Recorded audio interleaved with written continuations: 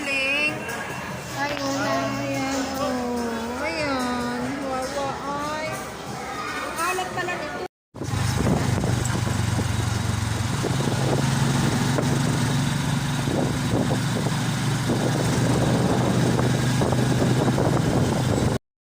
Guys, galing kami sa ospital.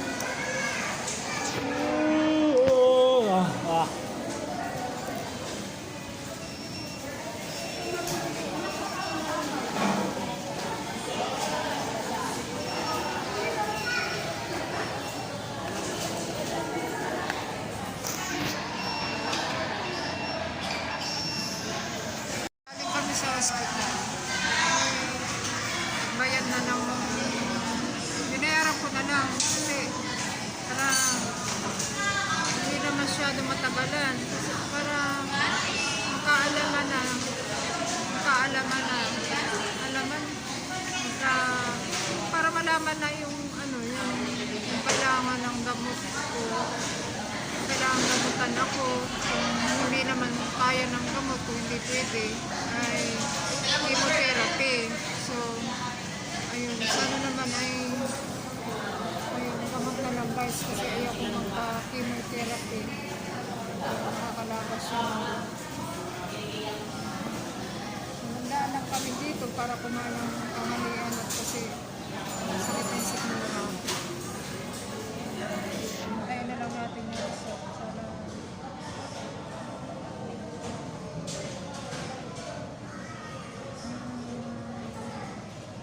Ayaw ko lang dito sa ating bansa. Naoperahan na nga ako, nagbayad ng laking bills, tapos bubong gastos ko. So, kapag hindi gagastos ang pasyente, kapag reconsideration naman nila yung tulad ko na nagbayad ng kalaki. Ang tao minsan, hindi naman laging may hiraman na pera kasi tayo katulad ko hindi naman makatrabaho, hindi ka makapagtrabaho kasi sariwa pa rin yung operation ko. Ang palit ko talaga sa akin ito. Kaya hindi rin naman nasuputahan ko na yung anak ko. So ako lang talaga. Open na nga po ako ng tindahan ko. So, nakaprepare pa lang kami. So, sa ngayon, kailangan munang ay handa namin yung mga paninda para display pa ng mga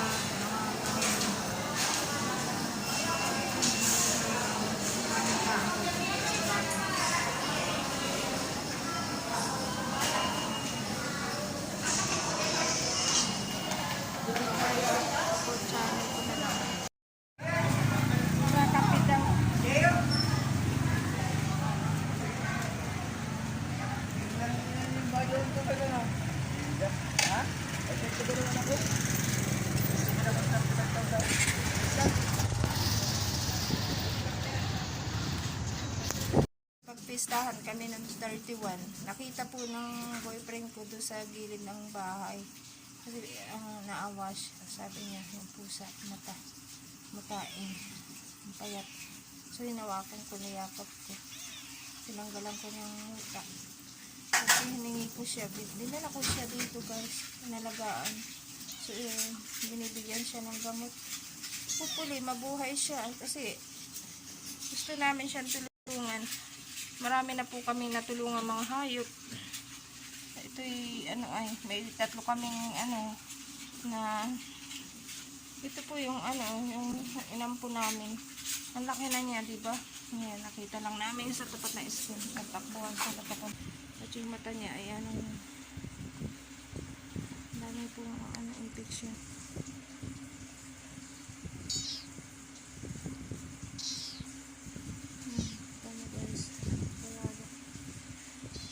Bakit po kayo talaga?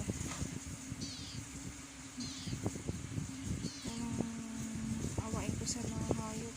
Gusto ko po silang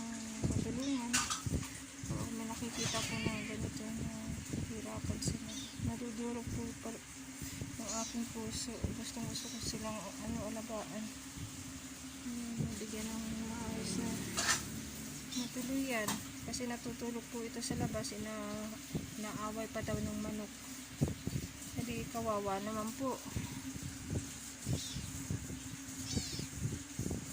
Ito guys, may kuto. So, hirap naman mag-video habang nag-aano.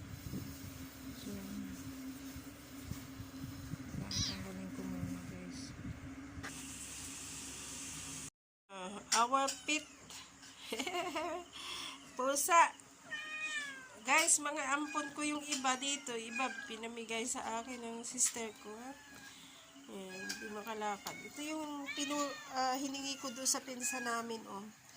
Hindi siya makamulat. Ngayon nakakamulat na siya. Kaya lang yung mata niya may infection. Pero ako'y naniniwala gagaling yan. Kasi maayos na ang niya, yung hinihigan dito. Malinis na. So, nakakamulat na po siya. Relax na. So, natakbo-takbo na rin siya. May naakyat pa sa kasi ito yung yung nakasalita. Pag siya na gugutom. Gutom ka na, baby? Gutom na ang baby ay. Dami nila guys, oh. Ito yung pinaka si dalaga namin, oh. Dami namin pusa guys na mayroon pa dito nakakulong. Ito po yung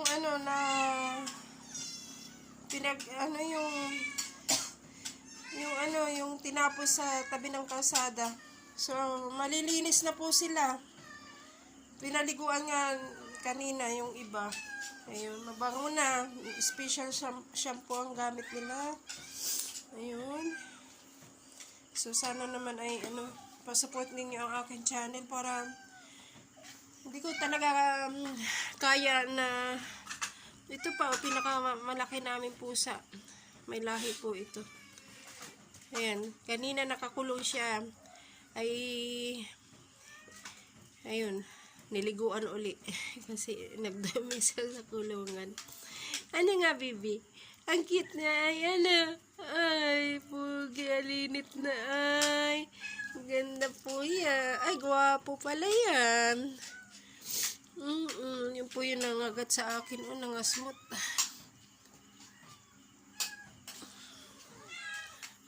Ayan. Busy. Ito po yung na pulot namin sa tabi ng kalsada. Magkapatid po sila. Ay inatakbuhan ng mga nakasalubong namin.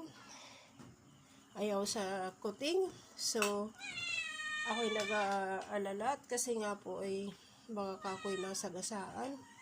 Ang bibilis tumakbo nito. So, kami po na ang nag-ampon. At kami po ay malambing sa mga hayop. Mabait. So, baby, patingin nga ako ng itsura mo. Ito yung inatuka daw ng manok. Aba, ito isa nalakad na. Nagbango na siya. Ayan, maguluwa lang sila guys pag nag-aintay ng pagkain. Pero pag sila, nakaupo lang gaya nakapila sila. Nag-aintay sila. Pero mayroong time na hindi makatiis. Ayan, ito tulad nito, behave siya. Ito, nag-aintay, Ito sila, nilagay namin yung planggana kasi dito, nabibiling buhagin niya sa mga tindahan ng mga hayop. Kasi pag madumi na yan, may ihis sila. Yun ay kusa mo nang tatanggalin. Ay mahal nga lang, pero kailangan sila alagaan na maayos. Kasi hindi naman sila nakakaroon ng magandang buhay sa lansangan. Dito lang sila nakaranas ng magandang buhay. Ayan. Ayan po. Ayan. Ayan po sila.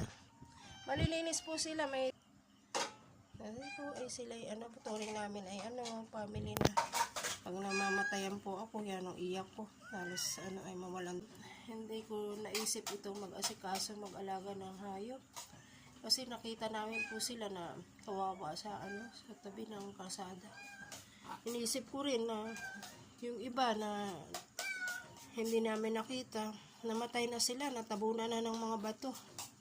Kung hindi namin ito kinuha doon at sila nasa loob lang ng tabi ng kalsada, doon sa butas. Ano na po ito? Ito naman ay si Pangi. Kasi po lagi nakadila. Ito po ay yung may lahi din. Ito po naman ay laging nakahiga. Ayan nga, baby. Ito po si Itim. Ito po yung yung anak ng ni Uling.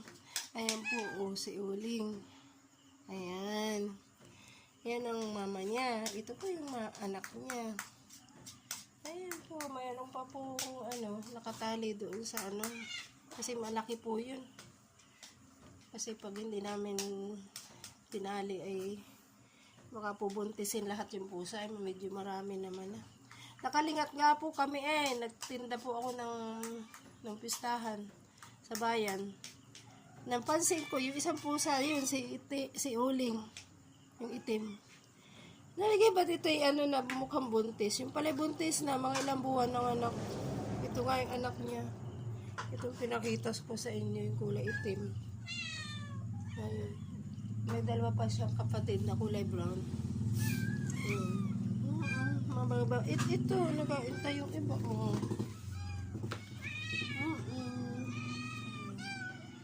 Ayan po. Kaya lang meron itong hindi nakakapag-intay. Sana po. Pa-subscribe na lang po ang aking channel. At kasi po, hindi ko po kayang mag-isa.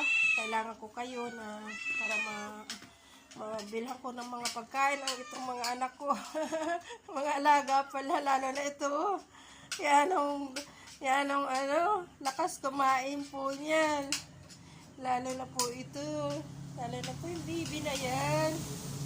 Lalo na ito, nakain ako chichirya ay kasing kain din. Yan po yung nagasalita.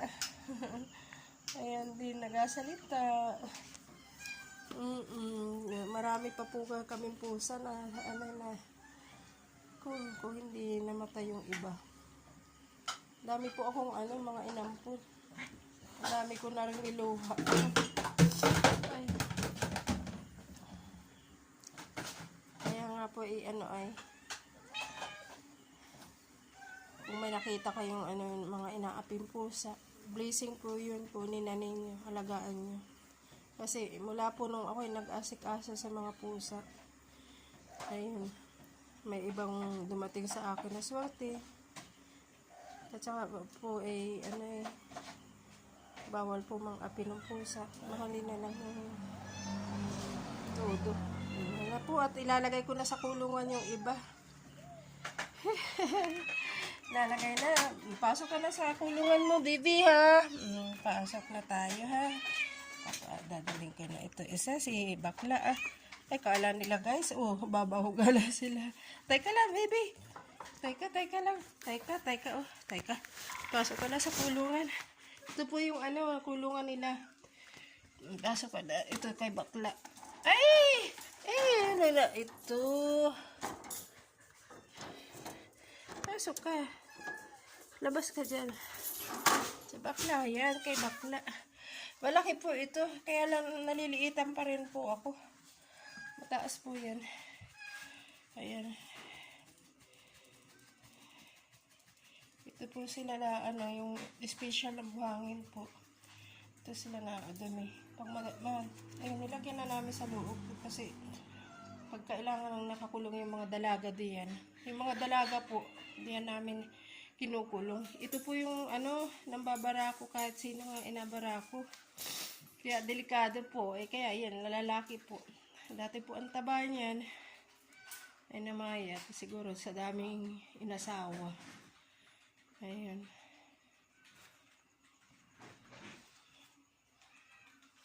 Kaya ayun nga po. At ako'y nagakulong pa ng iba.